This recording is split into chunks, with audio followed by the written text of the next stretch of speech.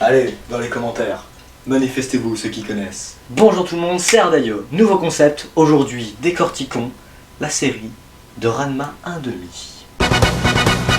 Ranma 1/2, moitié soleil et moitié pluie.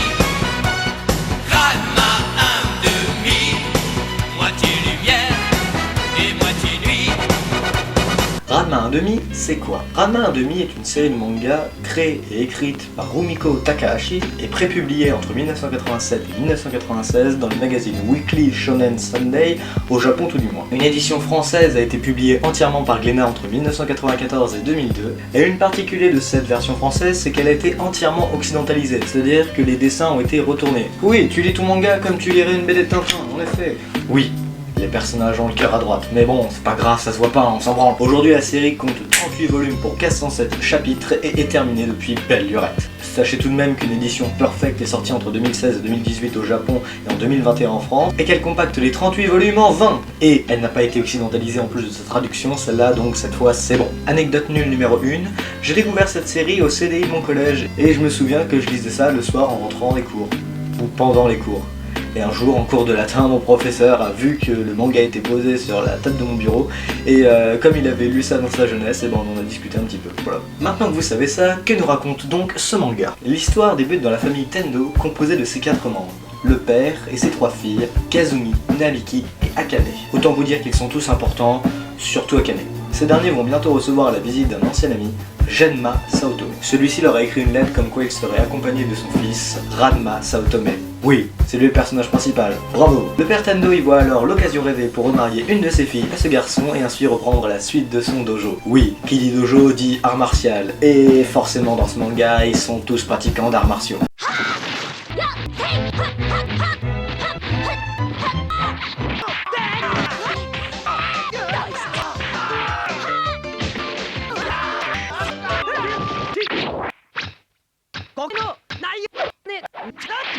Mais voilà, alors que les Saotome sont gentiment attendus, qu'est-ce qui débarque chez les Tendo? Oui, un panda géant et une fille! En réalité, ces deux personnages s'avèrent être Ranma et son père. Mais quoi? Et en fait, c'est très simple. En gros, Ranma et son père sont partis pour la Chine afin de se perfectionner encore plus. Ayant entendu parler d'endroits où l'entraînement était particulièrement dur, ils se rendirent sur le site légendaire de Jusen, lieu réputé pour son danger. En gros, ici, il y a plein de sources différentes. Sans écouter les instructions du guide, ils se mirent à s'entraîner. C'est alors que Ranma fit tomber son père dans une des sources, et en ressortant, ce dernier était devenu un panda. Cette source s'appelait la source du panda noyé. La légende raconte qu'il y a environ 200 ans, un panda s'y est noyé, et depuis, tous ceux qui y tombent se transforment en panda. Sous le coup de la colère, Genma envoie alors son fils valser, et ce dernier tombe alors dans la source de la jeune fille. Toujours d'après la légende, une jeune fille s'y serait noyée il y a environ 500 ans, et depuis, tous ceux qui y tombent se transforment en jeune fille. C'est la malédiction. Résultat des courses, l'eau froide transforme Ranma et son père en fille et en panda, et l'eau chaude leur rend leur apparence d'origine. Oui, l'eau chaude et l'eau froide. Ce qui nous permet d'instaurer le premier gag de cette série.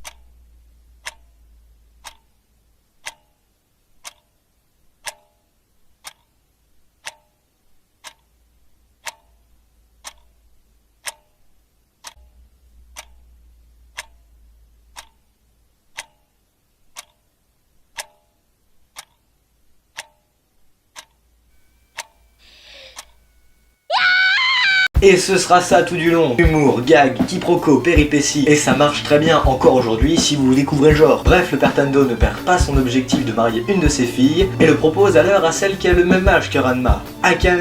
Oui, elle.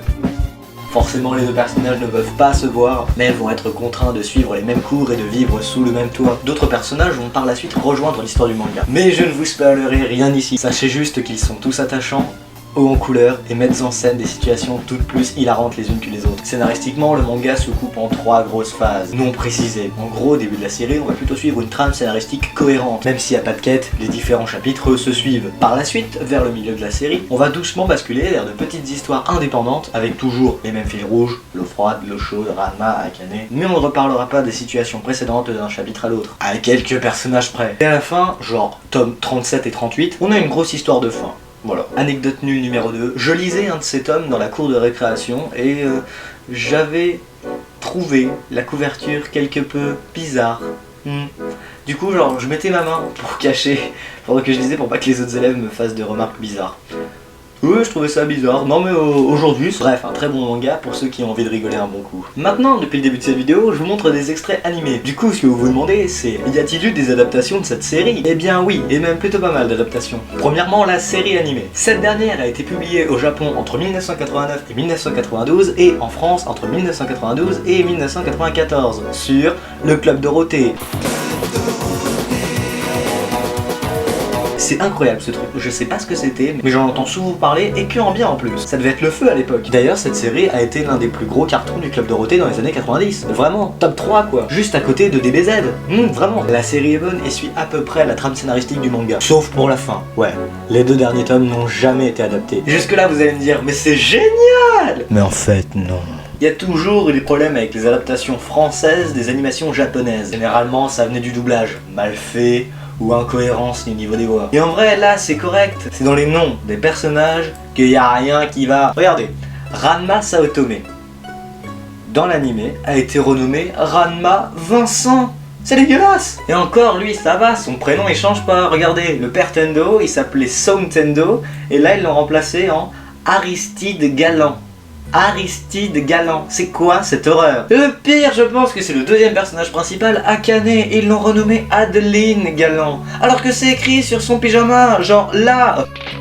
Non mais n'importe quel gamin qui savait lire à l'époque le voit forcément ça, c'est pas possible autrement. Et il y en a plein des comme ça, et je vais pas tous vous les énumérer, mais sachez que c'est le truc qui a fait que j'ai pas regardé plus du premier épisode. Il y a aussi eu quelques films et OVA, mais exclusif au Japon, forcément. En vrai, on va pas se plaindre, on a eu le manga, l'animé, ça va. Généralement, c'est à peine si on avait le premier chapitre. La série, par contre, a été vachement censurée en France par rapport au Japon, mais genre tellement que les épisodes faisaient 5 minutes de moins. Une version non censurée est quand même sortie en 2008, en coffret, elle regroupe l'intégrale de la série en VOST-FR et VF. La série est pas trop mal, vraiment bien animée, et permet de comprendre les quelques petits moments qu'on n'a pas compris dans le manga, parce que soit ça allait trop vite, soit genre on a lu trop vite. Non, je sais pas comment.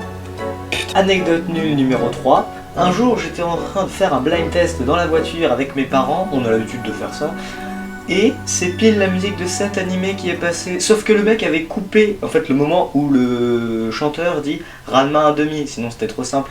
Et du coup, quand ça s'est affiché, bah, j'ai eu le seum.